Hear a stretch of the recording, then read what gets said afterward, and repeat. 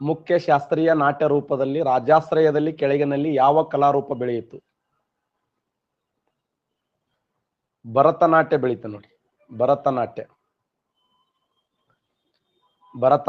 ಭರತನಾಟ್ಯ ಯಾವ ಕಾಲದಲ್ಲಿ ಅತಿ ಹೆಚ್ಚು ಸಕ್ರಿಯವಾಗಿ ಬೆಳೀತಾ ಬಂತು ಅಂತಂದ್ರೆ ಸಂಗಮ್ ಸಾಹಿತ್ಯದ ಕಾಲಾವಧಿಯಲ್ಲಿ ನೋಡಿ. ಸಂಗಮ್ ಸಾಹಿತ್ಯ ವೆರಿ ವೆರಿ ಇಂಪಾರ್ಟೆಂಟ್. ಯಾವ ಸಾಹಿತ್ಯ ಅಂದ್ರ ಸಂಗಮ್ ಸಾಹಿತ್ಯ ಯಾವ ಭಾಷೆಗೆ ಸಂಬಂಧಪಟ್ಟಿದೆ ಅಂದ್ರ ತಮಿಳು ಭಾಷೆಗೆ. ಶಾಸ್ತ್ರೀಯ ಸ್ಥಾನಮಾನ ಪಡೆದ ಮೊದಲ ಭಾಷೆ ಅಂದ್ರ ತಮಿಳು ಭಾಷೆ. ಶಾಸ್ತ್ರೀಯ ಸ್ಥಾನಮಾನ ಪಡೆದಂತ ಮೊಟ್ಟ ಮೊದಲ ಭಾಷೆ ಅಂದ್ರ ತಮಿಳು ಭಾಷೆ. ಶಾಸ್ತ್ರೀಯ ಸ್ಥಾನಮಾನ ಪಡೆದಂತ ಡ್ಯಾನ್ಸ್ಗಳಲ್ಲಿ ಭರತನಾಟ್ಯವು ಕೂಡ ಒಂದು. ಹೌದಲ್ಲೋ? ಭರತನಾಟ್ಯವು ಕೂಡ ಒಂದು ಅಂತ ಹೇಳಿ ಗುರುತಿಸ್ತೀವಿ. ಭರತನಾಟ್ಯ ರೈಟ್ ಆನ್ಸರ್ ನೋಡಿ. ಈ ಕೆಳಗಿನ ರಾಜ್ಯಗಳಲ್ಲಿ ಯಾವ ರಾಜ್ಯವು ತೆಲಂಗಾಣ ರಾಜ್ಯದೊಂದಿಗೆ ಗಡಿರೇಖೆಯನ್ನು ಹಂಚಿಕೊಂಡಿಲ್ಲ? ತೆಲಂಗಾಣ ರಾಜ್ಯದೊಂದಿಗೆ ಗಡಿಯನ್ನು ಹಂಚಿಕೊಳ್ಳದೇ ಇರುವಂತದ್ದು ಮಹಾರಾಷ್ಟ್ರ, ಕರ್ನಾಟಕ, ಜಾರ್ಖಂಡ್, ಛತ್ತೀಸ್ಗಢ.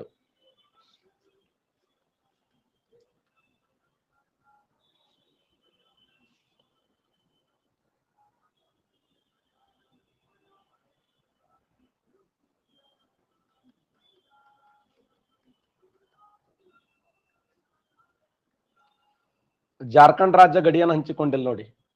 ಕೆಳಗಿನ ಯಾವ ರಾಜ್ಯವು ತೆಲಂಗಾಣ ರಾಜ್ಯದೊಂದಿಗೆ ಗಡಿರೇಖೆಯನ್ನು ಹಂಚಿಕೊಂಡಿಲ್ಲ ಅಂದ್ರೆ ಜಾರ್ಖಂಡ್ ರಾಜ್ಯ ಗಡಿರೇಖೆಯನ್ನು ಹಂಚಿಕೊಂಡಿಲ್ಲ. ಮಹಾರಾಷ್ಟ್ರ, ಕರ್ನಾಟಕ, ಛತ್ತೀಸ್ಗಢ ರಾಜ್ಯ ಗಡಿರೇಖೆಯನ್ನು ಹಂಚಿಕೊಂಡವು ತೆಲಂಗಾಣ ರಾಜ್ಯದೊಂದಿಗೆ.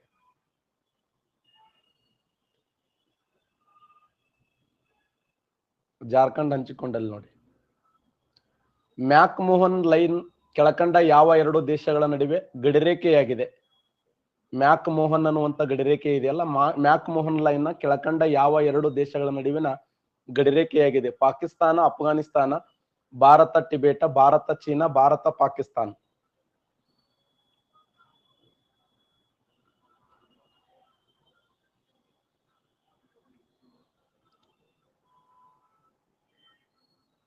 ಸರಿಯಾದಂತ ಉತ್ತರ ಭಾರತ ಮತ್ತು ಚೀನಾ ರೈಟ್ ಆನ್ಸರ್ ನೋಡಿ. ಭಾರತ ಮತ್ತು ಚೀನಾ ರಾಷ್ಟ್ರ ಇದೆಯಲ್ಲ ಸರಿಯಾದಂತ ಉತ್ತರ. ಮ್ಯಾಕ್ ಮೋಹನ್. ಡುರೆಂಡ್ ಗಡಿರೇಖೆ ಯಾವ ಎರಡು ದೇಶಗಳ ಮಧ್ಯೆ ತನ್ನ ಗಡಿಯನ್ನು ಹಂಚಿಕೊಂಡಿದೆ? ಡುರೆಂಡ್.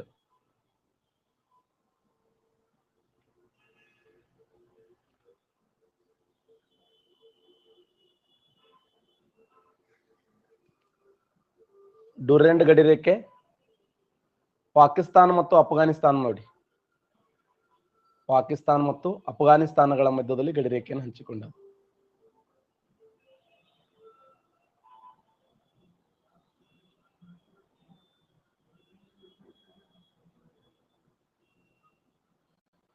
ಭಾರತ ಯಾವ ದೇಶದೊಂದಿಗೆ ವಜ್ರಾಯನದ ಸಾಂಪ್ರದಾಯಿಕ ಸಂಬಂಧವನ್ನು ಹೊಂದಿದೆ? ವಜ್ರಾಯನ ಪಂಥದ ಸಾಂಪ್ರದಾಯಿಕ ಸಂಬಂಧವನ್ನು ಹೊಂದಿದೆ. ವಜ್ರಾಯನ ಪಂಥದ ಸಾಂಪ್ರದಾಯಿಕ ಸಂಬಂಧವನ್ನು ಹೊಂದಿದೆ ಅಂದ್ರೆ ಭಾರತ ಮತ್ತು ಟಿಬೇಟ್ ದೇಶ. ಯಾಕಂದ್ರೆ ಟಿಬೇಟ್ ದೇಶ ಬೌದ್ಧ ರಾಷ್ಟ್ರ ಇದೊಂದು. ಈ ಟಿಬೇಟ್ ದೇಶದ ಬೌದ್ಧ ರಾಷ್ಟ್ರದಲ್ಲಿ ವಿಶೇಷವಾಗಿ ಯಾವ ಒಂದು ಪಂಥವನ್ನು ನೋಡ್ತೀವಿ ಅಂದ್ರೆ ವಜ್ರಾಯನ ಪಂಥವನ್ನು ಕಾಣ್ತೀವಿ. ವಜ್ರಾಯನ ಪಂಥ.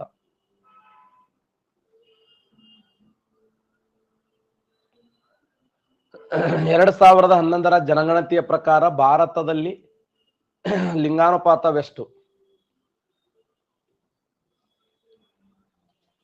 ಲಿಂಗಾನುಪಾತವನ್ನು ನೋಡಿದ ಕರೆಕ್ಟ್. ಈಗ 940 ಇದೆಯಲ್ಲ, ಇದು ಪ್ರಾವಿಷನಲ್ ಲಿಸ್ಟ್ ಪ್ರಕಾರ 2011ರ provisional list. 943 final list. But SSLC ಪುಸ್ತಕದಲ್ಲಿ ಏನ್ ಕೊಟ್ಟಾನಂದ್ರೆ 940 ಕೊಟ್ಟಿದ್ದಾನೆ. ಅಕ್ಯುರೇಟ್ ಆಗಿ ಪರ್ಫೆಕ್ಟ್ ಆಗಿ 943 ರೈಟ್ ಆನ್ಸರ್ ನೋಡಿ. ಕರ್ನಾಟಕ ರಾಜ್ಯಕ್ಕೆ ಸಂಬಂಧಿಸಿದಂತೆ ಜಲಾಶಯ ಮತ್ತು ಅಣೆಕಟ್ಟುಗಳ ಹೆಸರು ಈ ಕೆಳಗಿನಂತಿವೆ. ಈ ಕೆಳಗಿನ ಸಂಕೇತಗಳನ್ನು ಬಳಸಿ ಸರಿಯಾದ ಉತ್ತರವನ್ನ ಕಂಡುಹಿಡಿಯಿರಿ. ಪಂಪಸಾಗರ, ಆಲ್ಮಟ್ಟಿ ಅಣೆಕಟ್ಟು, ಲಾಲ್ ಬಹದ್ದೂರ್ ಶಾಸ್ತ್ರಿ, ಬಸವಸಾಗರ, ರೇಣುಕಾ ಜಲಾಶಯ. ಕರೆಕ್ಟ್ ಆನ್ಸರ್ ಮಾಡ್ತೀರಿ? ಪಂಪಸಾಗರ.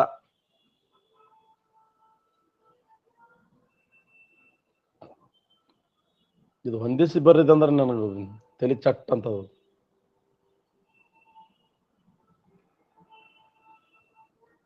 ಕರೆಕ್ಟ್ ಹಾಕಿ ನಾನು, ಇಲ್ಲಾಂದ್ರೆ ನೀವು ಭಕ್ತ ಕುಂಬಾರ್ ತುಳಿದು ಬಿಡ್ತೀರಿ ನಾನು. ದೇವ್ರೆ ಕರೆಕ್ಟ್ ಆಗಲಿ. 77% correct answer. A right answer ನೋಡಿ, ಎ ಸರಿಯಾಗಿರುವಂತ ಉತ್ತರ. ಪಂಪಸಾಗರ ಅಣೆಕಟ್ಟು, ಹೊಸಪೇಟೆ ಮಲ್ಲಾಪುರ ಅಣೆಕಟ್ಟು, ಲಾಲಬುದರ್ ಶಾಸ್ತ್ರಿ ಅಣೆಕಟ್ಟು ಆಲ್ಮಟ್ಟಿ, ಬಸವಸಾಗರ ಅಣೆಕಟ್ಟು ನಾರಾಯಣಪುರ, ರೇಣುಕಾ ಜಲಾಶಯ ಸೌದತ್ತಿ ತಾಲೂಕಿನ ಮನವಳ್ಳಿ ಅಣೆಕಟ್ಟು. ಯಾವ ನದಿಗಡ್ಡಲಾಗಿ ಅಂದ್ರೆ ಮಲಪ್ರಭಾ ನದಿಗಡ್ಡಲಾಗಿ ಕಟ್ಟಿರ್ತಕ್ಕಂಥ ಅಣೆಕಟ್ಟು. ಕರೆಕ್ಟಾ? ಮಲಪ್ರಭಾ ನದಿಗಡ್ಡಲಾಗಿ ಕರ್ನಾಟಕ ರಾಜ್ಯದ ಹೆಮ್ಮೆಯ ನದಿ ನಮ್ಮದು ಮಲಪ್ರಭಾ ನದಿ. ಬೆಳಗಾಂ ಜಿಲ್ಲೆಯ ಖಾನಾಪುರ ತಾಲೂಕಿನ ಕನಕುಂಬಿ ಎಂಬಲ್ಲಿ ಹುಟ್ಟಿ ಬಾಗಲಕೋಟೆ ಜಿಲ್ಲೆಯ ಕೂಡಲ ಸಂಗಮದಲ್ಲಿ ಕೃಷ್ಣಾ ನದಿಯೊಂದಿಗೆ ಕೂಡುವಂತ ನದಿ ಯಾವುದಂದ್ರ ಅದು ಮಲಪ್ರಭಾ. ಕರ್ನಾಟಕ ರಾಜ್ಯದಲ್ಲಿ ಹುಟ್ಟಿ ಕರ್ನಾಟಕ ರಾಜ್ಯದಲ್ಲಿ ಅಂತ್ಯಗೊಳ್ಳುವ ಕೃಷ್ಣಾ ನದಿಯ ಏಕೈಕ ಉಪನದಿ ಯಾವುದಂದ್ರ ಮಲಪ್ರಭಾ. ಕರ್ನಾಟಕ ರಾಜ್ಯದಲ್ಲಿ ಹುಟ್ಟಿ ಕರ್ನಾಟಕ ರಾಜ್ಯದಲ್ಲಿ ಅಂತ್ಯಗೊಳ್ಳುವ ಕೃಷ್ಣಾ ನದಿಯ ಏಕೈಕ ಉಪನದಿ ಯಾವುದಂದ್ರ ಮಲಪ್ರಭಾ.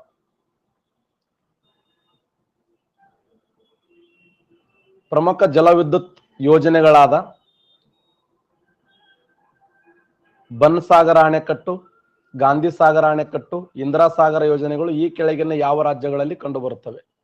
ಪ್ರಮುಖ ಜಲವಿದ್ಯುತ್ ಯೋಜನೆಗಳಾದಂಥ ಬನ್ಸಾಗರ ಅಣೆಕಟ್ಟು, ಇಂದಿರಾ ಗಾಂಧಿ ಮತ್ತೆ ಗಾಂಧಿ ಸಾಗರ ಜಲಾಶಯಗಳು ಯಾವ ರಾಜ್ಯದಲ್ಲಿ ಕಂಡುಬರುತ್ತವೆ? ಬಹಳ ಸಲ ರಿಪೀಟ್ ಆಗಿರುವಂತ ಪ್ರಶ್ನೆ ಇವು. ಮಹಾರಾಷ್ಟ್ರ, ಮಧ್ಯಪ್ರದೇಶ, ರಾಜಸ್ಥಾನ, ಉತ್ತರ ಪ್ರದೇಶ.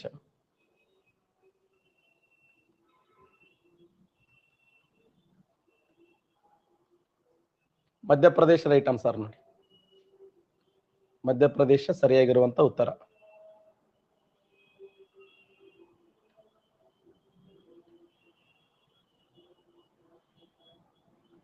ಚಂಬಲ್ ನದಿಗೆ ಅಡ್ಡಲಾಗಿ ಬನ್ಸಾಗರ ಅಣೆಕಟ್ಟನ್ನ ಸೋನ್ ನದಿಗೆ ಅಡ್ಡಲಾಗಿ ಬನ್ಸಾಗರ ಅಣೆಕಟ್ಟನ್ನ ಯಾವ ರಾಜ್ಯದಲ್ಲಿ ಕಟ್ಟಲಾಗಿದೆ ಅಂದ್ರೆ ಮಧ್ಯಪ್ರದೇಶದಲ್ಲಿ ಕಟ್ಟಲಾಗಿದೆ ನೋಡಿ. ಮಧ್ಯಪ್ರದೇಶದಲ್ಲಿ ಈ ಒಂದು ಅಣೆಕಟ್ಟನ್ನ ನಿರ್ಮಿಸಲಾಗಿದೆ. ಮಧ್ಯಪ್ರದೇಶ್.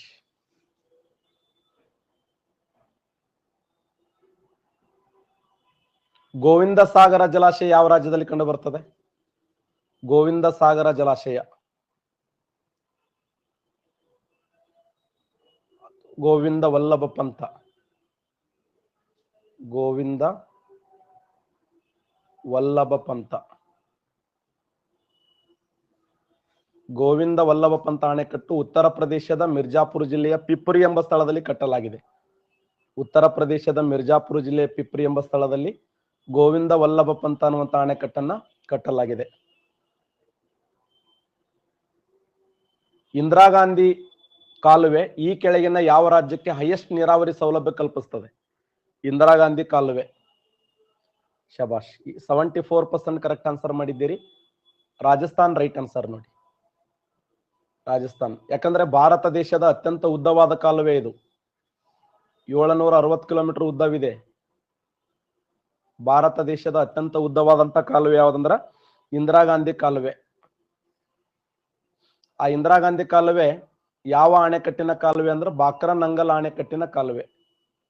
ಬಾಕ್ರಾ ನಂಗಲ್ ಅಣೆಕಟ್ಟಿನ ಕಾಲುವೆಯಾಗಿದೆ. ಬಾಕ್ರಾ ನಂಗಲ್ ಅಣೆಕಟ್ಟಿನ ಕಾಲುವೆ ಯಾವಂದ್ರೆ ಇಂದಿರಾ ಗಾಂಧಿ ಕಾಲುವೆ. ಇದು 3 ರಾಜ್ಯಗಳಿಗೆ ನೀರಾವರಿ ಸೌಲಭ್ಯ ಕಲ್ಪಿಸ್ತದ. ಒಂದು ಪಂಜಾಬ, ಹರಿಯಾಣ ಮತ್ತೆ Rajasthan. Highest Rajasthan.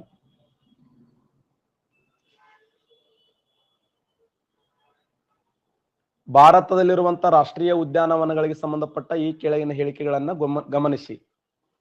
ಉತ್ತರಾಖಂಡದಲ್ಲಿ Jim Corbett ರಾಷ್ಟ್ರೀಯ ಉದ್ಯಾನವನ ಭಾರತದ ಮೊದಲ ರಾಷ್ಟ್ರೀಯ ಉದ್ಯಾನವನವಾಗಿದೆ. ಪ್ರಸಿದ್ಧ ಕಾಜಿರಂಗ ರಾಷ್ಟ್ರೀಯ ಉದ್ಯಾನವನ ಮಣಿಪುರ ರಾಜ್ಯದಲ್ಲಿ ಕಂಡುಬರುತ್ತದೆ. ಕರ್ನಾಟಕದ ಬನ್ನೇರುಘಟ್ಟ ರಾಷ್ಟ್ರೀಯ ಉದ್ಯಾನವನದಲ್ಲಿ ಚಿಟ್ಟೆ ವನ್ಯ ಜೀವಿಧಾಮವಿದೆ. ದಚ್ಚಿಗಾಮ್ ರಾಷ್ಟ್ರೀಯ ಉದ್ಯಾನವನ ಉತ್ತರ ಪ್ರದೇಶದಲ್ಲಿ ಕಂಡುಬರುತ್ತದೆ.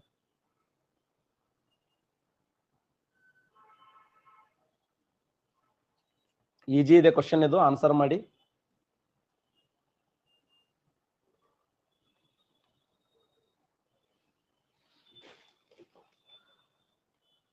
ಅತಿ ವೇಗದಲ್ಲಿ ಸಚಿನ್ ಅವರು, ರೋಹಿತ್ ಅವರು, ಸಾಗರ್ ಅವರು, ಮುರಳಿ ಅವರು, ನಾಗು ಅವರು, ಕಡಪ್ಪ ಅವರು, ಮಿಸ್ಟರ್ ಲಕ್ಕಿ ಅವರು.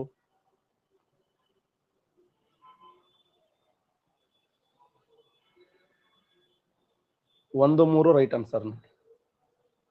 13. ಜಿಮ್ ಕಾರ್ಬೆಟ್ ರಾಷ್ಟ್ರೀಯ ಉದ್ಯಾನವನ ಅಂದ್ರು ಒಂದೇ, ಹ್ಯಾಲಿ ರಾಷ್ಟ್ರೀಯ ಉದ್ಯಾನವನ ಅಂದ್ರು ಒಂದೇ, ರಾಮಗಂಗಾ ರಾಷ್ಟ್ರೀಯ ಉದ್ಯಾನವನ ಅಂದ್ರು ಒಂದೇ.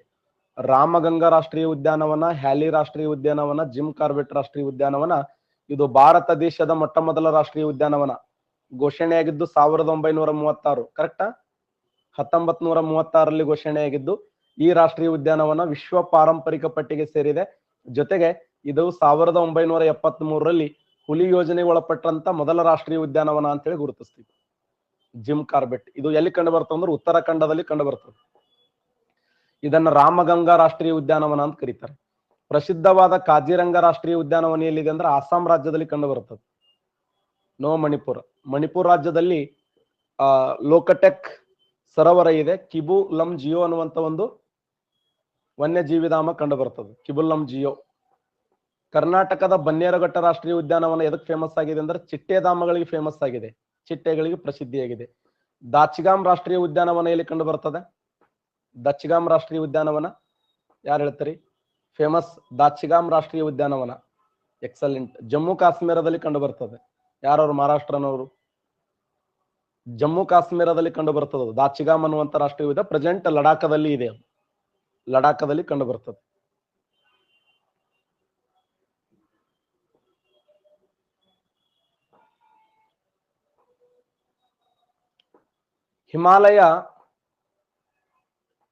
ಹಿಮಾಲಯ ಪರ್ವತ ಶ್ರೇಣಿಗಳ ಸರಣಿಯಲ್ಲಿ ಈ ಕೆಳಗಿನ ಯಾವ ಶ್ರೇಣಿಯನ್ನ ಹಿಮಾಲಯದ ತಪ್ಪಲಿನ ಬೆಟ್ಟಗಳೆಂದು ಕರೆಯುತ್ತಾರೆ?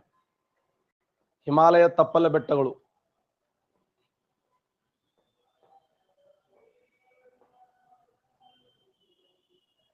ಬೃಹತ್ ಹಿಮಾಲಯ, ಮಧ್ಯ ಹಿಮಾಲಯ, ಶಿವಾಲಿಕ್ ಹಿಮಾಲಯ, ಗಡಿಯಾಚೆಯನ ಹಿಮಾಲಯ.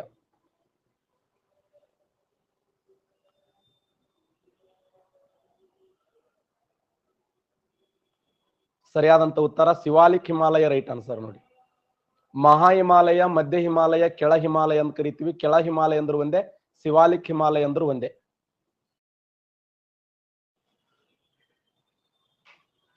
ಮಹಾ ಹಿಮಾಲಯ, ಮಧ್ಯ ಹಿಮಾಲಯ, ಕೆಳ ಹಿಮಾಲಯ. ಕೆಳ ಹಿಮಾಲಯ ಅಂದ್ರು ಒಂದೇ, ಶಿವಾಲಿಕ್ ಹಿಮಾಲಯ ಅಂದ್ರು ಒಂದೇ. ಕಾರಾಕೋರಂ ಶ್ರೇಣಿಗಳು ಯಾವ ಹಿಮಾಲಯದಲ್ಲಿ ಕಂಡು ಬರ್ತವೆ? ಕಾರಾಕೋರಂ ಶ್ರೇಣಿಗಳು ಯಾವ ಹಿಮಾಲಯದಲ್ಲಿ ಕಂಡು ಬರುತ್ತವೆ?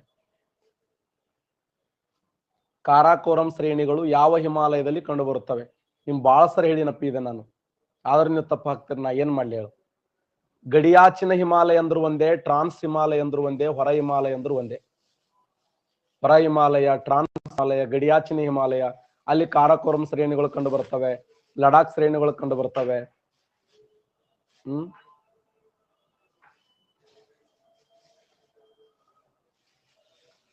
ಹೊರ ಹಿಮಾಲಯ ಅಂದ್ರು ಒಂದೇ, ಕಾರಾಕೋರಂ ಶ್ರೇಣಿ ಅಂದ್ರು ಒಂದೇ.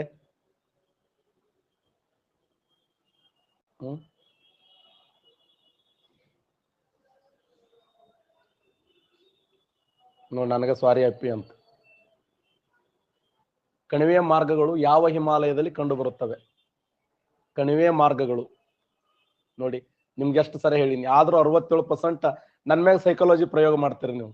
64% ರಾಂಗ್ ಮಾಡ್ರಿ, ಸಾವಿರಾರು ಜನ ಇದೀರಿ. ಮಹಾ ಹಿಮಾಲಯದಲ್ಲಿ ಪರ್ವತ, ಮಧ್ಯ ಹಿಮಾಲಯದಲ್ಲಿ ಗಿರಿಧಾಮಗಳು, ಕೆಳ ಹಿಮಾಲಯದಲ್ಲಿ ಕಣಿವೆ ಮಾರ್ಗಗಳು, ಪಾದ ಬೆಟ್ಟಗಳು ಅಂತ ಕರಿತೀವಿ, ಕಣಿವೆ ಮಾರ್ಗಗಳಂತ ಕರಿತೀವಿ. ಮಹಾ ಹಿಮಾಲಯದಲ್ಲಿ ಪರ್ವತಗಳು, ಮಧ್ಯ ಹಿಮಾಲಯದಲ್ಲಿ ಗಿರಿಧಾಮಗಳು, ಕೆಳ ಹಿಮಾಲಯದಲ್ಲಿ ಕಣಿವೆ ಮಾರ್ಗಗಳು ಕಂಡು ಬರ್ತವೆ. ಮಹಾ ಹಿಮಾಲಯವನ್ನು ಹಿಮಾದ್ರಿ ಅಂತ ಕರೆದ್ರೆ, ಮಧ್ಯ ಹಿಮಾಲಯವನ್ನು ಹಿಮಾಚಲ, ಕೆಳ ಹಿಮಾಲಯವನ್ನ ಪಾದ ಬೆಟ್ಟಗಳು ಅಥವಾ ಶಿವಾಲಿಕ್ ಬೆಟ್ಟಗಳಂತ ಕರಿತೀವಿ. ಆ ಕೆಳ ಹಿಮಾಲಯದಲ್ಲಿ ಶಿವಾಲಿಕ್ ಬೆಟ್ಟಗಳಲ್ಲಿ ಅಪಾರ ಪ್ರಮಾಣದ ಕಣಿವೆ ಮಾರ್ಗಗಳದಾವ. ಆ ಕಣಿವೆ ಮಾರ್ಗಗಳೇ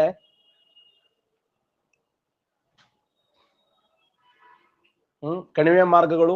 ಇವತ್ತ ಏನು ಅಸ್ಸಾಂ ರಾಜ್ಯದಲ್ಲಿ ಸುರ್ಮಾ ಕಣಿವೆ ಮಾರ್ಗ ಇದೆ, ಹಿಮಾಚಲ ಪ್ರದೇಶದಲ್ಲಿ ದಿಹಾಂಗ್ ಏನು ಅರುಣಾಚಲ ಪ್ರದೇಶದಲ್ಲಿ ದಿಹಾಂಗ್ ಕಣಿವೆ ಮಾರ್ಗ ಇದೆ, ಹಿಮಾಚಲ ಪ್ರದೇಶದಲ್ಲಿ ದಿಬ್ಸಾ ಕಣಿವೆ ಮಾರ್ಗ ಇದೆ, ಮತ್ತೆ ಸಿಪ್ಕಿಲಾ ಕಣಿವೆ ಮಾರ್ಗ ಇದೆ, ಉತ್ತರಾಖಂಡದಲ್ಲಿ ನಿತಿಲಾ ಕಣಿವೆ ಮಾರ್ಗ ಇದೆ, ಸಿಕ್ಕಿಂ ರಾಜ್ಯದಲ್ಲಿ ಜಿಲೇಪಲಾ ಕಣಿವೆ ಮಾರ್ಗ, ನಾಥುಲಾ ಕಣಿವೆ ಮಾರ್ಗ. ಹೌದಾ ಅಲ್ಲೋ?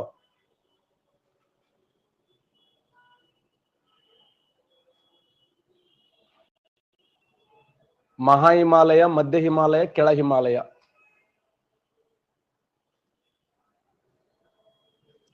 ಅಸ್ಸಾಂ ಮತ್ತು ಮೇಘಾಲಯಗಳಲ್ಲಿ ಟಿಮ್ ಪ್ರಕಾರದ ಅರಣ್ಯ ಕಂಡು ಬರುತ್ತದೆ. ಹಿಮಾಲಯದ ಆಲ್ಪೈನ್ ಅರಣ್ಯಗಳು, ಮ್ಯಾಂಗ್ರೋವ್ ಅರಣ್ಯಗಳು, ನಿತ್ಯ ಹರಿದ್ವರ್ಣ ಕಾಡುಗಳು, ಉಷ್ಣವಲಯದ ಹುಲ್ಲುಗಾವಲು ಅರಣ್ಯ. ಅಸ್ಸಾಂ ಮತ್ತು ಮೇಘಾಲಯಗಳಲ್ಲಿ ಅರಣ್ಯದ ಪ್ರಕಾರ ಕಂಡು ಬರುತ್ತವೆ. ಯಾವ ಪ್ರಕಾರದ ಅರಣ್ಯಗಳನ್ನು ನೋಡಕ್ ಸಾಧ್ಯ ಇದೆ ಅಸ್ಸಾಂ ಮತ್ತು ಮೇಘಾಲಯದಲ್ಲಿ? ಹಿಮಾಲಯದ ಆಲ್ಪನ್ಸ್ ಅರಣ್ಯಗಳು, ಮ್ಯಾಂಗ್ರೋವ್ ಅರಣ್ಯಗಳು, ನಿತ್ಯ ಹರಿದ್ವರ್ಣ ಕಾಡುಗಳು, ಉಷ್ಣವಲಯದ ಹುಲ್ಲುಗಾವಲು ಅರಣ್ಯ. 56% ಕರೆಕ್ಟ್ ಆನ್ಸರ್ ಮಾಡಿದ್ದೀರಿ. ನಿತ್ಯ ಹರಿದ್ವರ್ಣ ಕಾಡುಗಳು ಕಂಡು ಬರ್ತವೆ. ಎವರ್ಗ್ರೀನ್ ಫಾರೆಸ್ಟ್ ಅಂತ ಕರೀತಾರೆ. ನಿತ್ಯ ಹರಿದ್ವರ್ಣ ಕಾಡುಗಳು ಅಂದ್ರ ಎಲ್ಲೆಲ್ಲಿ 250 ಸೆಂಟಿಮೀಟರ್ಕ್ಕಿಂತ ಹೆಚ್ಚು ಮಳೆ ಬೀಳುತ್ತವೋ, 25% ಉಷ್ಣಾಂಶ ಇರುತ್ತದೆ, 80% ತೇವಾಂಶ ಇರುತ್ತದೆ. ಅಲ್ಲಿಯ ಮರಗಳ ಎತ್ತರ ಸುಮಾರು 30ರಿಂದ ಹೈಟ್ ಪ್ರಾರಂಭ ಆಗಿ 60, 70, 90 ಮೀಟರ್ ಹೈಟ್ ಆಗಿರುವಂತ ಮರಗಳನ್ನ ನೋಡ್ತೀವಿ ನಾವು. ಎವರ್ಗ್ರೀನ್ ಫಾರೆಸ್ಟ್ ಅಂದ್ರೆ ಏನು? ಸದಾ ಹಸಿರಾಗಿರುವಂತ ಮರಗಳು, ಯಾವಾಗ್ಲೂ ಹಸಿರು ಮರಗಳಾಗಿರುತ್ತವೆ. 250 ಸೆಂಟಿಮೀಟರ್ಕ್ಕಿಂತ ಹೆಚ್ಚು ಮಳೆ ಬೀಳುವ ಪ್ರದೇಶದಲ್ಲಿ 25% ಉಷ್ಣಾಂಶ, 80% ತೇವಾಂಶ, 30ರಿಂದ 60 ಮೀಟರ್ ಎತ್ತರವಾಗಿರುವಂತ ಮರಗಳು. ಅಲ್ಲಿ ಯಬೋನಿ ಮರ, ಮಹಾಗನಿ ಮರ, ಧೂಪದ ಮರ, ತೇಗದ ಮರ, ಕರಿ ಮರ, ಎಂತೆಂತ ಅದ್ಭುತವಾದ ಮರ ಗಿಡಗಳನ್ನು ನೋಡ್ತೀವಿ. ನಮ್ಮ ಕರ್ನಾಟಕ ರಾಜ್ಯದ ಪಶ್ಚಿಮ ಘಟ್ಟಗಳಲ್ಲಿ ಈ ಅರಣ್ಯ ಕಂಡು ಬರ್ತದೆ. ಈಶಾನ್ಯ ಬೆಟ್ಟಗಳಲ್ಲಿ ಈ ಅರಣ್ಯ ಕಂಡು ಬರ್ತದೆ. ಅಂಡೋಮಾನ್ ನಿಕೋಬಾರದಲ್ಲಿ ಅಷ್ಟು ಈ ಅರಣ್ಯ ಕಂಡು ಬರ್ತದೆ. ಮಧ್ಯಪ್ರದೇಶದಲ್ಲಿ ಈ ಅರಣ್ಯ ಜಾಸ್ತಿ ಕಂಡು ಬರ್ತದೆ. ಛತ್ತೀಸ್ಗಢ ರಾಜ್ಯ ಅಂದ್ರೆ ಮಧ್ಯ ಭಾರತದಲ್ಲಿ ಹೈಯೆಸ್ಟ್ ಈ ಅರಣ್ಯ ಕಂಡು ಬರ್ತದೆ. ಸದಾ ಹಸಿರಾಗಿರುವಂತ ಅರಣ್ಯ ಎವರ್ಗ್ರೀನ್ ಫಾರೆಸ್ಟ್. ನೀವೆಲ್ಲ ಹೆಂಗ ಆಗ್ಬೇಕಂದ್ರೆ ಎವರ್ಗ್ರೀನ್ ಫಾರೆಸ್ಟ್ ಆಗ್ಬೇಕು. ನೀವು ಸದಾ ಯಾವ ಕ್ವಶನ್ ಕೇಳಿದ್ರೆ ಆನ್ಸರ್ ಹೇಳುವಂತ ಪ್ರಯತ್ನ ನಿಮ್ಮಿಂದ ಆಗ್ಬೇಕು. Evergreen forest.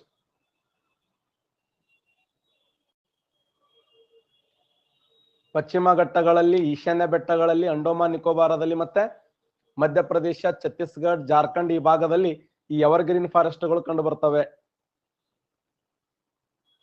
ಉತ್ತರದ ಮೈದಾನದ ಈ ಮಣ್ಣಿನಿಂದ ನಿರ್ಮಿತವಾಗಿದೆ. ಉತ್ತರದ ಮಹಾಮೈದಾನ ಇದೆಯಲ್ಲ, ಉತ್ತರದ ಮಹಾಮೈದಾನವನ್ನು ಭಾರತ ದೇಶದ ಹೃದಯ ಭಾಗ ಅಂತ ಕರಿತೀವಿ. ಭಾರತದ ಹೃದಯ ಭಾಗ ಎನಿಸಿಕೊಂಡಂತ ಉತ್ತರದ ಮಹಾಮೈದಾನದಲ್ಲಿ ಯಾವ ಮಣ್ಣಿದೆ? ಕಪ್ಪು ಮಣ್ಣಿದೆ, ಕೆಂಪು ಮಣ್ಣಿದೆ, ಮೆಕ್ಕಲು ಮಣ್ಣಿದೆ, ಮರುಭೂಮಿ ಮಣ್ಣಿದೆ. ಉತ್ತರದ ಮಹಾ ಮೈದಾನದಲ್ಲಿ ಯಾವ ಮಣ್ಣು ಕಂಡು ಬರ್ತಂದ್ರೆ ಮೆಕ್ಕಲು ಮಣ್ಣು ಕಂಡು ಬರ್ತದೆ ನೋಡಿ. ಮೆಕ್ಕಲು ಮಣ್ಣು ರೈಟ್ ಆನ್ಸರ್. ಯಾವ ಮಣ್ಣು ಅತ್ಯಂತ ದೊಡ್ಡ ದೊಡ್ಡ ರಂಧ್ರಗಳನ್ನು ಹೊಂದಿದ್ದು ನೀರನ್ನು ಸಂಗ್ರಹಿಸಿಕೊಳ್ಳುವ ಸಾಮರ್ಥ್ಯ ಹೊಂದಿರುವುದಿಲ್ಲ? ಯಾವ ಮಣ್ಣು ದೊಡ್ಡ ದೊಡ್ಡ ರಂಧ್ರಗಳನ್ನು ಹೊಂದಿದ್ದು ನೀರನ್ನು ಸಂಗ್ರಹಿಸಿಕೊಳ್ಳುವ ಸಾಮರ್ಥ್ಯ ಹೊಂದಿರುವುದಿಲ್ಲ ಅಂತಂದ್ರ ಸರಿಯಾದಂತ ಉತ್ತರ ಮರುಭೂಮಿಯ ಮಣ್ಣು. ಮರುಭೂಮಿಯ ಮಣ್ಣು ಸರಿಯಾದಂತ ಉತ್ತರ. ಯಾವ ಮಣ್ಣನ್ನ ರೆಗೂರು ಮಣ್ಣು ಅಂತ ಕರೀತಾರೆ? ಯಾವ ಮಣ್ಣನ್ನ ರೆಗೂರು ಮಣ್ಣು ಎನ್ನುವರು? Very important question. ರೆಗೂರು ಮಣ್ಣು ಅಂತ ಯಾವ್ದನ್ನ ಕರೀತಾರೆ? ಎಸ್, ಕಪ್ಪು ಮಣ್ಣನ್ನ ರೆಗೂರು ಮಣ್ಣು ಅಂತ ಕರೀತಾರೆ. ಮೆಕ್ಕಲು ಮಣ್ಣನ್ನ ರೇವೆ ಮಣ್ಣು ಅಂತ ಕರೀತಾರೆ. ರೇವೆ ಮಣ್ಣಂದ್ರು ಒಂದೇ, ನಾಗರಿಕತೆಯ ಮಣ್ಣಂದ್ರು ಒಂದೇ, ನದಿ ಸಂಚಯನ ಮಣ್ಣಂದ್ರು ಒಂದೇ.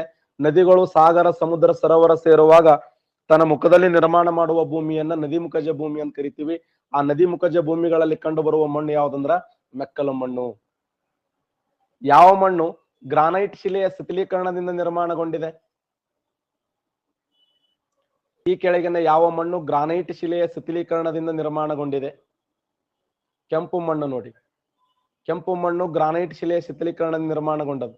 ಭಾರತ ದೇಶದಲ್ಲಿ ಅತಿ ಹಂಚಿಕೆಯಾದ ಎರಡನೇ ಮಣ್ಣು ಯಾವುದು? ನಮ್ಮ ದೇಶದಲ್ಲಿ ಅತಿ ಹೆಚ್ಚು ಹಂಚಿಕೆಯಾದ ಎರಡನೇ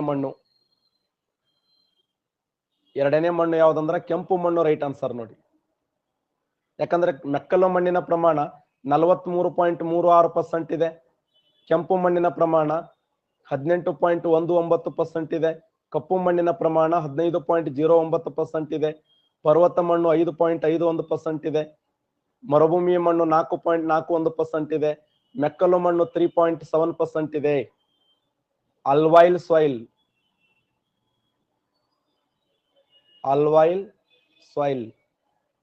ರೆಡ್ ಸಾಯಿಲ್, ಬ್ಲಾಕ್ ಸಾಯಿಲ್,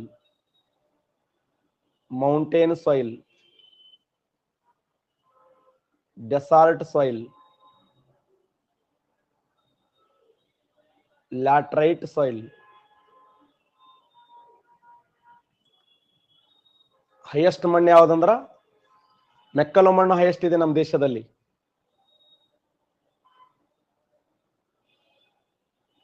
ಭಾರತದಲ್ಲಿ ಅತಿ ಕಡಿಮೆ ಅರಣ್ಯವನ್ನು ಹೊಂದಿರುವಂತ ರಾಜ್ಯ ಯಾವುದು?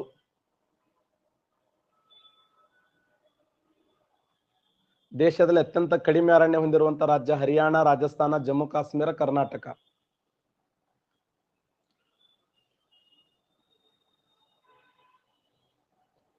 ಹರಿಯಾಣ ರೈಟ್ ಆನ್ಸರ್ ನೋಡಿ.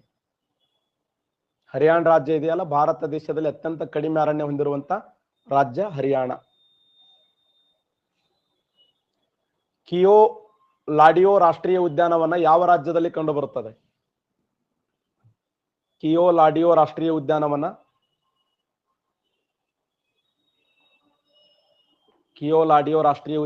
ಯಾವ ರಾಜ್ಯದಲ್ಲಿ ಕಂಡುಬರುತ್ತದೆ ಅಂದ್ರೆ ರಾಜಸ್ಥಾನದಲ್ಲಿ ಕಂಡುಬರ್ತದೆ ನೋಡಿ.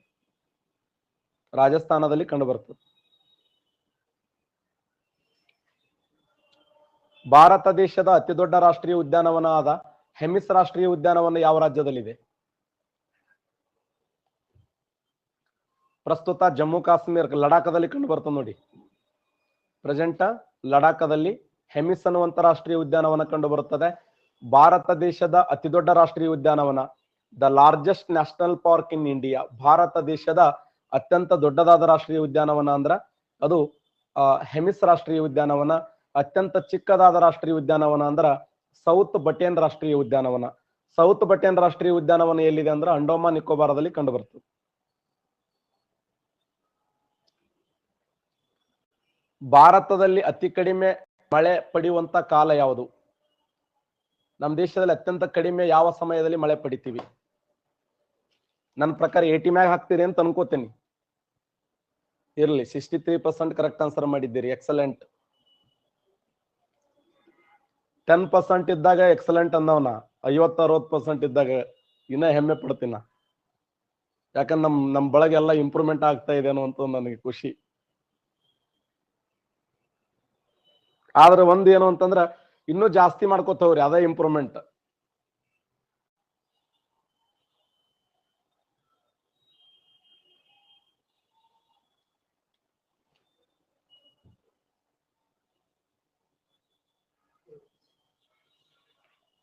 ಚಳಿಗಾಲ ರೈಟ್ ಆನ್ಸರ್ ನೋಡಿ.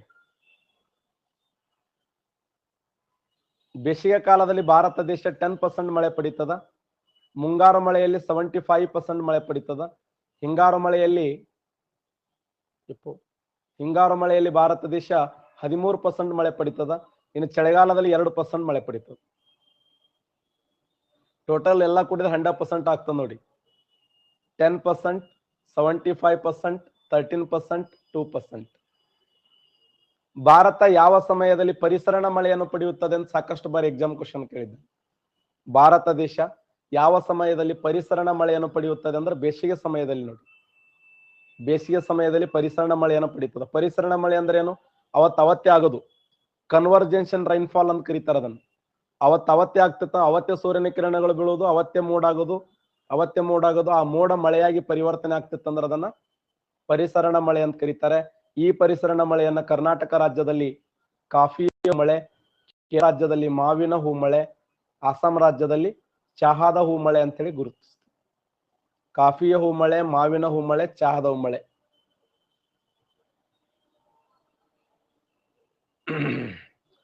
ಯಾವ ಸಂದರ್ಭದಲ್ಲಿ ತಮಿಳುನಾಡು ಮತ್ತು ಪಂಜಾಬ್ ರಾಜ್ಯಗಳು ಮಳೆ ಪಡೆಯುತ್ತವೆ? ಯಾವ ಸಂದರ್ಭದಲ್ಲಿ ತಮಿಳುನಾಡು ಮತ್ತು ಪಂಜಾಬ್ ರಾಜ್ಯಗಳು ಮಳೆ ಪಡಿತಾವ ಅಂದ್ರ ಚಳಿಗಾಲದ ಸಮಯದಲ್ಲಿ ನೋಡಿ. ಪಂಜಾಬ್ ಮತ್ತು ತಮಿಳುನಾಡು ಹಿಂಗಾರು ಮಳೆಯಲ್ಲಿ ಹೈಯೆಸ್ಟ್ ತಮಿಳುನಾಡು ಮಳೆ ಪಡೀತದೆ. ಬಟ್ ಕ್ವಶನ್ ಏನ್ ಕೇಳೇನಂದ್ರ ಪಂಜಾಬ್ ಮತ್ತು ತಮಿಳುನಾಡುಗಳು ಯಾವ ಸಂದರ್ಭದಲ್ಲಿ ಅಂದ್ರೆ ಚಳಿಗಾಲದಲ್ಲಿ ಮಳೆಯನ್ನು ಪಡಿತಾವ. ಚಳಿಗಾಲದಲ್ಲಿ ಭಾರತ ದೇಶದಲ್ಲಿ ಮಳೆ ಪಡೆಯುವ 2 ರಾಜ್ಯಗಳು ಯಾವ ಕ್ವಶನ್ ಕೇಳೇನ. ಚಳಿಗಾಲದಲ್ಲಿ ಮಳೆ ಪಡೆಯುವ 2 ರಾಜ್ಯಗಳು ಯಾವಂದ್ರ ಒಂದು ಪಂಜಾಬ್, ಇನ್ನೊಂದು ತಮಿಳುನಾಡು. ಕರ್ನಾಟಕದ ಮೊಟ್ಟ ಮೊದಲ ಕಬ್ಬಿಣ ಮತ್ತು ಉಕ್ಕಿನ ಕಾರ್ಖಾನೆ ಸ್ಥಾಪನೆಗೊಂಡ ಸ್ಥಳ ಯಾವುದು?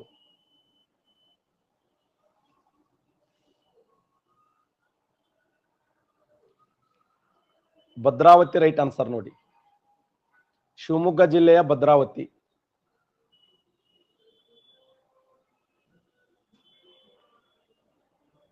ಭದ್ರಾವತಿ 1923ರಲ್ಲಿ. ಅದರ ಮೊದಲ ಹೆಸರು ಮೈಸೂರು ಉಕ್ಕು ಕಬ್ಬಿಣ ಕಾರ್ಖಾನೆ, ನಂತರ ವಿಸ್ಕೋ ಅಂತೇಳಿ ಹೆಸರು ಚೇಂಜ್ ಆಗ್ತದೆ. ವಿಸ್ಕೋ ಅಂದ್ರೆ ಏನು?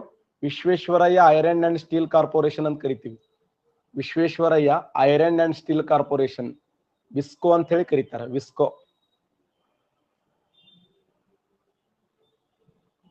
ಕರ್ನಾಟಕ ರಾಜ್ಯದ ಮೊದಲ ರಾಸಾಯನಿಕ ರಸಗೊಬ್ಬರ ಕಾರ್ಖಾನೆ ಪ್ರಾರಂಭಗೊಂಡಿದ್ದು. ಕರ್ನಾಟಕ ರಾಜ್ಯದ ಮೊದಲ ರಾಸಾಯನಿಕ ರಸಗೊಬ್ಬರ ಕಾರ್ಖಾನೆ ಪ್ರಾರಂಭಗೊಂಡಿದ್ದು ಮೈಸೂರಿನ ಬೆಳಗೋಳ ನೋಡಿ, ಮೈಸೂರಿನ ಬೆಳಗೋಳ. ಈ ಪ್ರೆಸೆಂಟ್ ಮಂಡ್ಯ, ಅವತ್ ಮೈಸೂರು. 1938 1938ರಲ್ಲಿ ಸರ್ ಮಿರ್ಜಾ ಇಸ್ಮಾಯಿಲ್ ಅವರು ಆಗಿನ ಏನು ನಮ್ಮ ಭಾರತ ದೇಶದಲ್ಲಿ ಕರ್ನಾಟಕದ ದಿವಾನರಾಗಿದ್ರು. ಆ ಸಮಯದಲ್ಲಿ ಅವತ್ತು ಮಂಡ್ಯ ಆದ್ರೆ ಅವತ್ತು ಮೈಸೂರಾದ್ರ ಪ್ರಸ್ತುತ ಮಂಡ್ಯ ಜಿಲ್ಲೆಯ ಬೆಳಗೋಳ ಅನ್ನುವಂಥ ಸ್ಥಳ.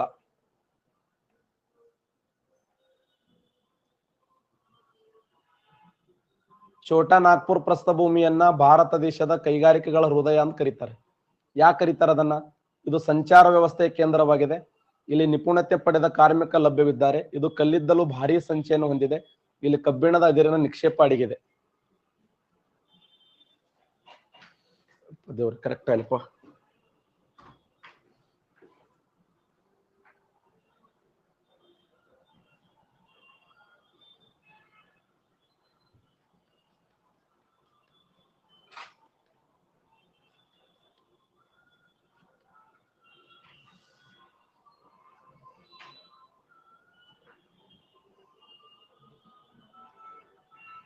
%49 ಕರೆಕ್ಟ್ ಆನ್ಸರ್ ಮಾಡಿದ್ದೀರಿ.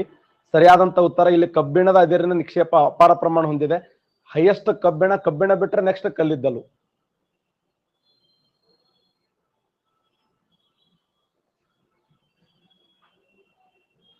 ಉಷ್ಣವಲಯದ ಚಂಡಮಾರುತಗಳಿಂದ ಅತಿ ಹೆಚ್ಚು ನಷ್ಟಕ್ಕೊಳಗಾಗುವ ರಾಜ್ಯ ಯಾವುದು?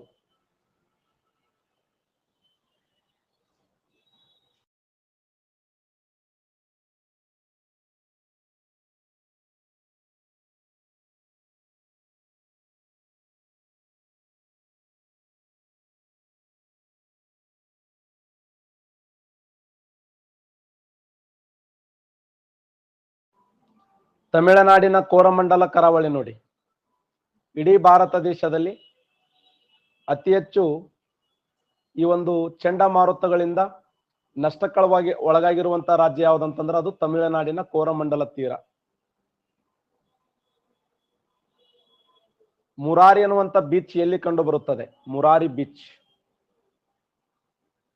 ಅಥವಾ ಮರಾರಿ ಬೀಚ್. ಮರಾರಿ ಬೀಚ್ ಎಲ್ಲಿದೆ ಅಂದ್ರೆ ಮಲಬಾರ ತೀರ ಪ್ರದೇಶದಲ್ಲಿ ಕಂಡು ಬರ್ತದೆ. ಮಲಬಾರ ತೀರ ಪ್ರದೇಶದಲ್ಲಿ ಮರಾರಿ ಬೀಚ್ ಫೇಮಸ್ ಇದೆ. ಮರಾರಿ ಬೀಚ್.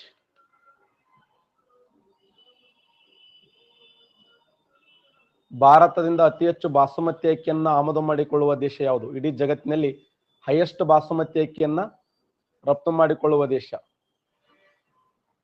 ಭಾರತ ದೇಶದಿಂದ. ಬ್ರಿಟನ್, ದಕ್ಷಿಣ ಅಮೆರಿಕ, ಸೌದಿ ಅರೇಬಿಯಾ, ಸಂಯುಕ್ತ ಅಮೆರಿಕ.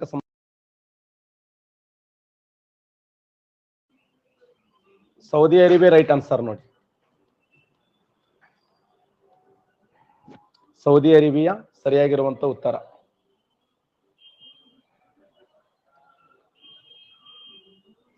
ಭಾರತ ದೇಶ ಯಾವ ದೇಶದಿಂದ ಅತಿ ಹೆಚ್ಚು ಪೆಟ್ರೋಲಿಯಂ ಅನ್ನು ಆಮದು ಮಾಡಿಕೊಳ್ಳುತ್ತದೆ?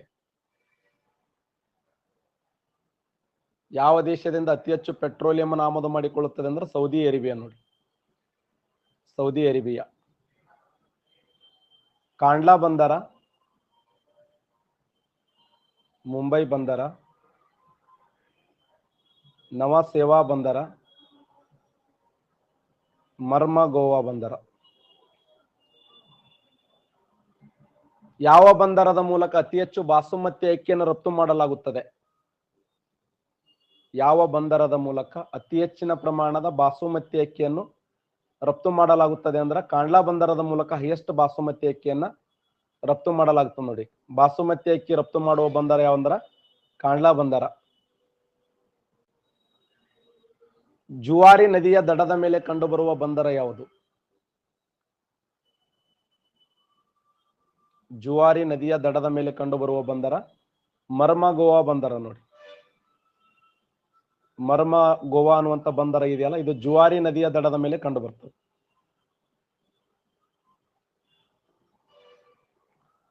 ಹಿರಾಕುಡ್ಡ, ಮೆಟ್ಟೂರು, ಮಹಾನದಿ, ನಾರಾಯಣಪುರ.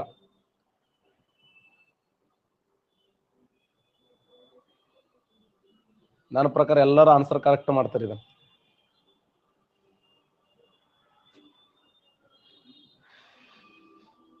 ಶಬಾಷ್, 74% ಕರೆಕ್ಟ್ ಆನ್ಸರ್ ಮಾಡಿದ್ದೀರಿ.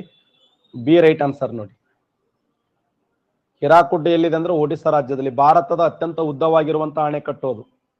ಮೆಟ್ಟೂರು ತಮಿಳುನಾಡಲ್ಲಿ ಕಂಡು ಬರ್ತದೆ. ನಾರಾಯಣಪುರ ಕರ್ನಾಟಕ ರಾಜ್ಯದಲ್ಲಿ.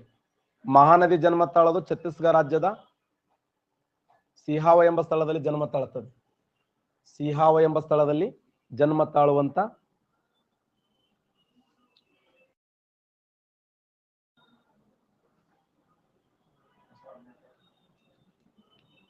ಭಾರತ ದೇಶದ ಅತಿ ದೊಡ್ಡ ಸರೋವರವಾದ ಚಿಲ್ಕಾ ಸರೋವರ ಯಾವ ರಾಜ್ಯದಲ್ಲಿ ಕಂಡು ಬರ್ತದೆ? ಚಿಲ್ಕಾ ಸರೋವರ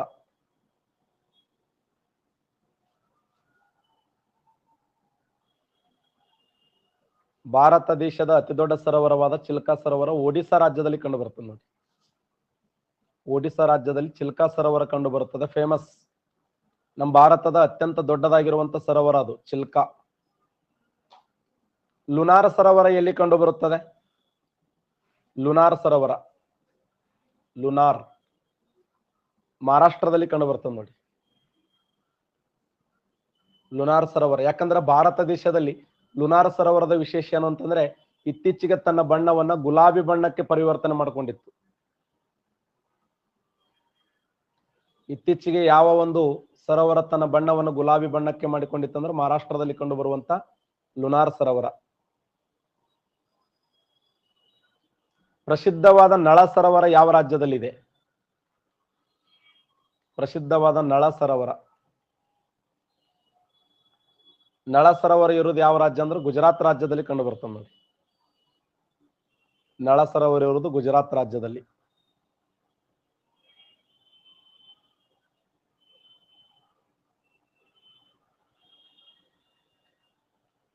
ಅತಿ ಹೆಚ್ಚು ಸಮುದ್ರದಲ್ಲಿ ಉಪ್ಪನ್ನ ತಯಾರಿಸುವ ರಾಜ್ಯ ಯಾವುದು? ಅತಿ ಹೆಚ್ಚು ಸಮುದ್ರದಲ್ಲಿ ಉಪ್ಪನ್ನ ತಯಾರಿಸುವ ರಾಜ್ಯ ಯಾವುದು? ಶಬಾಷ್.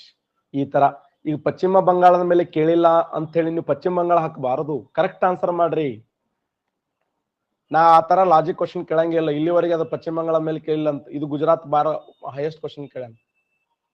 ಯಾವ ಕರಾವಳಿ ಅತಿ ಹೆಚ್ಚು ಉಬ್ಬರ ಇಳಿತಗಳಿಂದ ಕೂಡಿದೆ? ಭಾರತದ ಯಾವ ಕರಾವಳಿ ಅತಿ ಹೆಚ್ಚು ಉಬ್ಬರ ಇಳಿತಗಳಿಂದ ಕೂಡಿದೆ? ಶಬಾಷ್ ನೋಡಿ. 68% ಕರೆಕ್ಟ್ ಆನ್ಸರ್ ಮಾಡಿದಿರಿ. ಗುಜರಾತ್ ರಾಜ್ಯ ರೈಟ್ ಆನ್ಸರ್ ನೋಡಿ. ಪ್ರಪಂಚದ ಅತಿ ದೊಡ್ಡ ಹಡಗು ಹೊಡೆಯುವ ರಾಜ್ಯದಲ್ಲಿ ಕಂಡು ಬರುತ್ತದೆ? ಜಗತ್ತಿನ ಅತಿ ದೊಡ್ಡ ಹಡಗು ಹೊಡೆಯುವ ತಾಣ ಅಲಾಂಗ ಯಾವ ರಾಜ್ಯದಲ್ಲಿ ಕಂಡು ಬರುತ್ತದೆ? ಪ್ರಪಂಚದಲ್ಲಿ ಅತ್ಯಂತ ದೊಡ್ಡದಾದ ಹಡಗು ಹೊಡೆಯುವ ತಾಣ ಅಂತ ಕರಿತೀವಿ. ಜಗತ್ತಿನ ಅತಿ ದೊಡ್ಡ ಹಡಗು ಹೊಡೆಯುವ ತಾಣ, ಹಡಗು ಹೊಡೆಯುವ ತಾಣ ಅದು ಅಲಾಂಗ್. ಅಲಾಂಗ್ ಅನ್ನುವಂತ ಸ್ಥಳ ಎಲ್ಲಿದೆ ಅಂದ್ರ ಗುಜರಾತ್ ರಾಜ್ಯದಲ್ಲಿ ಕಂಡು ಬರ್ತದೆ ನೋಡಿ. ಕೊಯ್ನಾ ಯೋಜನೆ ಮಹಾರಾಷ್ಟ್ರ, ಸಬರಗಿರಿ ಯೋಜನೆ ತಮಿಳುನಾಡು, ಶರಾವತಿ ಯೋಜನೆ ಕರ್ನಾಟಕ, ಬಲಿಮಲ ಯೋಜನೆ ಒಡಿಸ್ಸಾ ರಾಜ್ಯ. ನೋಡಿ ಸಿಂಪಲ್ ಕ್ವಶನ್ ಇದೆ ಇದು.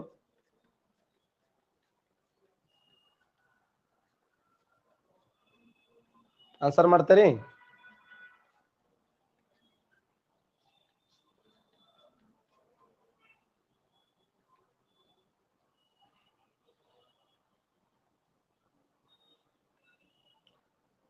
ಯಾವುದು ಸರಿಯಾಗಿ ಹೊಂದಾಣಿಕೆ ಆಗಿಲ್ಲ ಅಂತ ಕ್ವಶನ್ ಕಟ್ಟರು. ಯಾವ್ದು ಹೊಂದಾಣಿಕೆ ಆಗಿಲ್ಲ? ಈಗ ನಿಮ್ಗೆ 100% ಏನಂದ್ರ ಕೊಯ್ನಾ ಮಹಾರಾಷ್ಟ್ರದಲ್ಲಿ ಅಂತ ಗೊತ್ತೇ ಅದು. ಈಗ ಶರಾವತಿ ಕರ್ನಾಟಕದ ಅಂತ ಗೊತ್ತದ. ನಿಮ್ ಕನ್ಫ್ಯೂಸ್ ಆಗಿದ್ದೀವಿ ಎರಡೇ. ಅದಕ್ಕ ಅದು 40% ಹಾಕಿರಿ ನೀವು.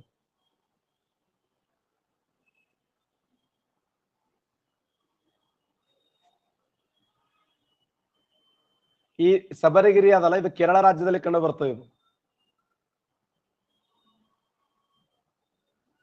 ಸಬರಗಿರಿ ಇದೆಯಲ್ಲ, ಶಬರಿಗಿರಿ ಅಂತ ಕರಿತೀವಿ. ಶಬರಿಗಿರಿ, ಶಬರಿಮಲೆ ಅಂತ ಕೇಳಿರಿ ಹೆಸರ?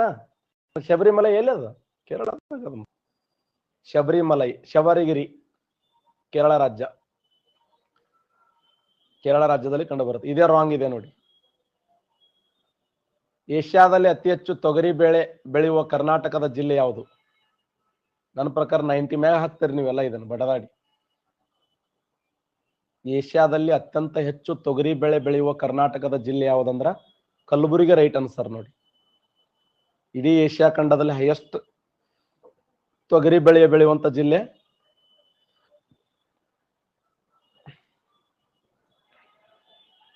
ಕರ್ನಾಟಕ. ರಾಜ್ಯದಲ್ಲಿ ಅತಿ ಹೆಚ್ಚು ಹೊಗೆಸೊಪ್ಪು ಉತ್ಪಾದನೆ ಮಾಡುವ ಜಿಲ್ಲೆ ಯಾವುದು? ಕರ್ನಾಟಕದಲ್ಲಿ ಅತಿ ಹೆಚ್ಚು ಹೊಗೆಸೊಪ್ಪನ್ನು ಉತ್ಪಾದನೆ ಮಾಡುವ ಜಿಲ್ಲೆ ಮೈಸೂರು ನೋಡಿ, ಮೈಸೂರು.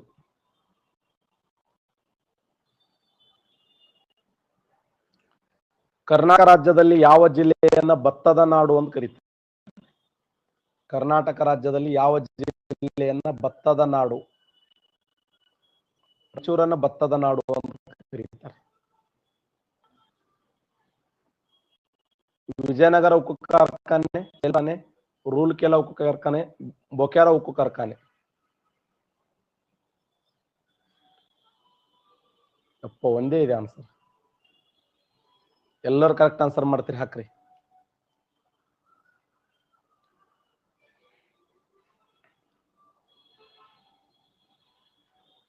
ಶೀಟು ನೋಡಿ, ರೂರ್ಕೆಲಾ ಉಕ್ಕು ಕಬ್ಬಿಣ ಕಾರ್ಖಾನೆ ಇರೋದು ಒಡಿಶಾ ರಾಜ್ಯದಲ್ಲಿ. ಶೀಟು ಒಂದೇ ಅದಲ್ಲ. B1 ತಮಿಳುನಾಡಲ್ಲಿ ಸೇಲಂ ಇದೆ. ವಿಜಯನಗರ ಕರ್ನಾಟಕ ರಾಜ್ಯದಲ್ಲಿ ಇದೆ. ಓಹೋ, A3. ಅಪ್ಪ ನೋಡಿ ಹೆಂಗ್ ಕೊಟ್ಟರು ಕ್ವಶನ್ ಅವ್ರು. ಮತ್ತೆ ಇದನ್ನ ಯಾಕೆ ಕೊಡ್ಬೇಕು ಸುಮ್ನೆ? A3 ಎಲ್ಲರಿಗೂ ವಿಜಯನಗರ ಗೊತ್ತದಂತ ವಿಜಯನಗರ ಹಾಕಿಬಿಟ್ರು ಅವ್ರು.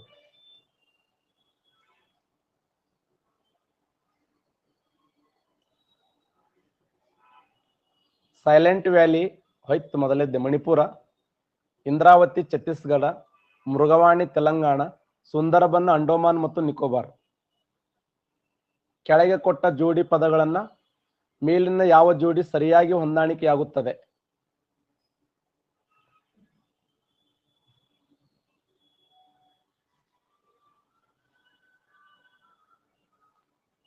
ಟೂ ಇದೆ, ಟೂ ಜೊತೆ ಒಂದು ಆಗಲ್ಲ. ಎಲ್ಲೆಲ್ಲಿ ಟೂ ಅದ ನೋಡ್ಕೊಂಡ್ಬಿಡಮ್. ಟೂ ಜೊತೆ 3, ಮೃಗವಾಣಿ,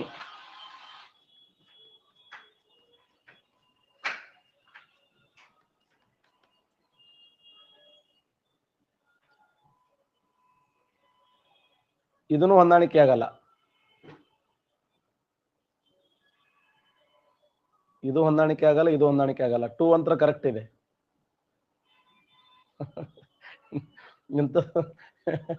ಇಂಥದ್ದು ಕೊಟ್ರೆ ಗಾನ ಶಾಣೆ ನೀವು. ಬಡದಾಡಿ ಆನ್ಸರ್ ಮಾಡಾರೆ.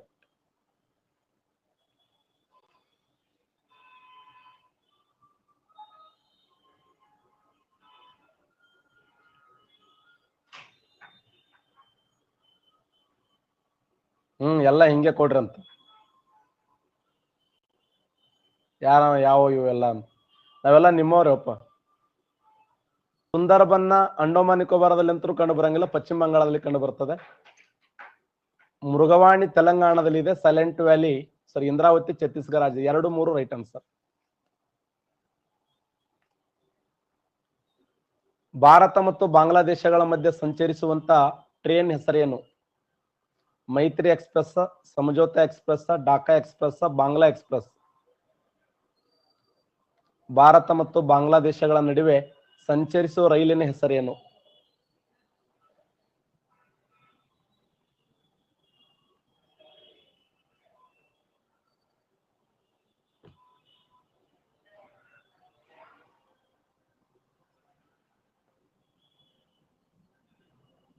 ಮೈತ್ರಿ express right answer. Maitri express ಸರಿಯಾದಂತ ಉತ್ತರ.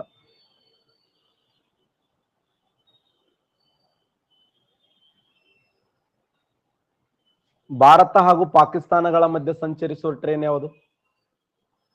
ಭಾರತ ಹಾಗೂ ಪಾಕಿಸ್ತಾನಗಳ ಮಧ್ಯೆ ಸಂಚರಿಸುವ ಟ್ರೈನ್ ಯಾವಂದ್ರ ಸಂಜೋತಾ ಎಕ್ಸ್ಪ್ರೆಸ್ ನೋಡಿ. ಸಂಜೋತಾ ಮತ್ತು ತಾರ್ ಎಕ್ಸ್ಪ್ರೆಸ್ಗಳು ರೈಟ್ ಆನ್ಸರ್. ಕಾಸಿ ಮತ್ತು ಗಾರೋ ಬುಡಕಟ್ಟು ಜನರು ಭಾರತದ ಯಾವ ಪ್ರದೇಶಗಳಲ್ಲಿ ಕಂಡು ಬರುತ್ತಾರೆ? ಅಸ್ಸಾಂ ರಾಜ್ಯಗಳಲ್ಲಿ, ಮೇಘಾಲಯದಲ್ಲಿ, ಒಡಿಸ್ಸಾದಲ್ಲಿ, ಅರುಣಾಚಲ ಪ್ರದೇಶದಲ್ಲಿ. ಶಬಾಷ್. ಮೇಘಾಲಯ ರೈಟ್ ಆನ್ಸರ್ ನೋಡಿ. ಕಾಶಿ ಮತ್ತು ಗಾರೋ ಎಂಬ ಬುಡಕಟ್ಟು ಜನರು ಭಾರತದ ಯಾವ ಪ್ರದೇಶಗಳಲ್ಲಿ ಕಂಡು ಬರ್ತಾರಂದ್ರ ಮೇಘಾಲಯದಲ್ಲಿ ರೈಟ್ ಆನ್ಸರ್. ನಮ್ಮದಪ್ ಎಂಬ ಪ್ರಸಿದ್ಧವಾದ ರಾಷ್ಟ್ರೀಯ ಉದ್ಯಾನವನ ನಮ್ಮದಪ್. ಶಬಾಷ್. ಅರುಣಾಚಲ ಪ್ರದೇಶದಲ್ಲಿ ಕಂಡು ಬರ್ತಾರೆ ನೋಡಿ. ನಮ್ಮದಪ್ ಎಂಬ ಪ್ರಸಿದ್ಧವಾದ ರಾಷ್ಟ್ರೀಯ ಉದ್ಯಾನವನ ಅರುಣಾಚಲ ಪ್ರದೇಶದಲ್ಲಿ ಕಂಡು ಬರ್ತದೆ.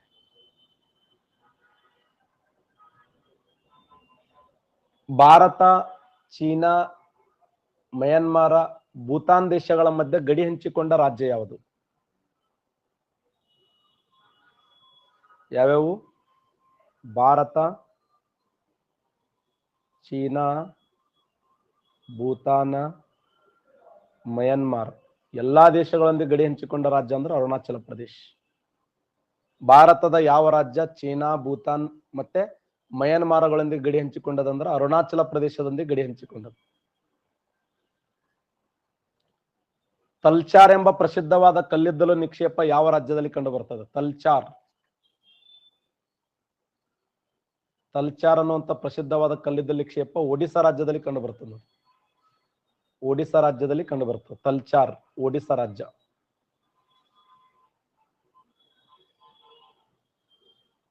ಜಗತ್ತಿನ ಅತಿ ದೊಡ್ಡ ನದಿ ದ್ವೀಪ ಮಜುಲಿ ಯಾವ ರಾಜ್ಯದಲ್ಲಿ ಕಂಡು ಬರ್ತದೆ? ಪ್ರಪಂಚದ ಅತಿ ದೊಡ್ಡ ನದಿ ದ್ವೀಪ ಮಜುಲಿ. ಮಜುಲಿ ಅಸ್ಸಾಂ ರಾಜ್ಯದಲ್ಲಿ ಕಂಡು ಬರ್ತದೆ ನೋಡಿ. ಅಸ್ಸಾಂ ರಾಜ್ಯ.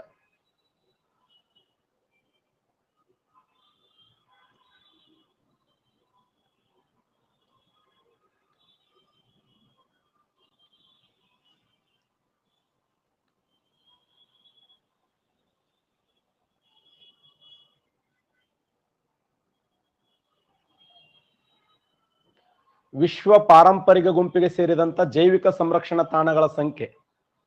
ವಿಶ್ವ ಪಾರಂಪರಿಕ ಗುಂಪಿಗೆ ಸೇರಿದ 12 ನೋಡಿ. 12ರಲ್ಲಿ ಫಸ್ಟ್ ಯಾವ್ದಂದ್ರ ನೀಲಗಿರಿ ಫಸ್ಟ್. ನೀಲಗಿರಿ ಘೋಷಣೆಯಾಗಿದ್ದು 1986. ಆದರೆ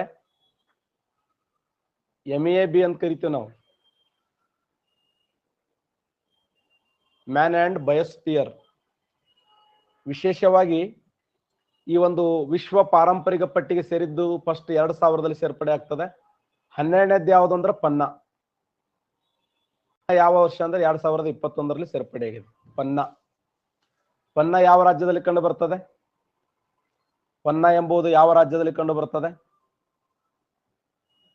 ಎಕ್ಸಲೆಂಟ್. ಮಧ್ಯಪ್ರದೇಶದಲ್ಲಿ ಇದೆ ನೋಡಿ. ಮಧ್ಯಪ್ರದೇಶ್. ಪನ್ನಾ ಎಂಬುದು ಯಾವ ರಾಜ್ಯದಲ್ಲಿ ಇದೆ ಅಂದ್ರೆ ಮಧ್ಯಪ್ರದೇಶದಲ್ಲಿ ಕಂಡು ಬರ್ತದೆ.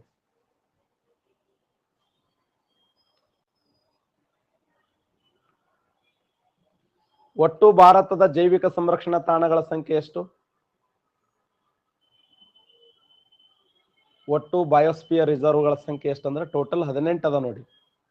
ಭಾರತ ದೇಶದಲ್ಲಿ ಬಯೋಸ್ಫಿಯರ್ ರಿಸರ್ವ್ಗಳ ಸಂಖ್ಯೆ ಎಷ್ಟು ಅಂದ್ರೆ 18. ಭಾರತ ದೇಶ 18 ಜೈವಿಕ ಸಂರಕ್ಷಣಾ ತಾಣಗಳನ್ನು ಹೊಂದದು.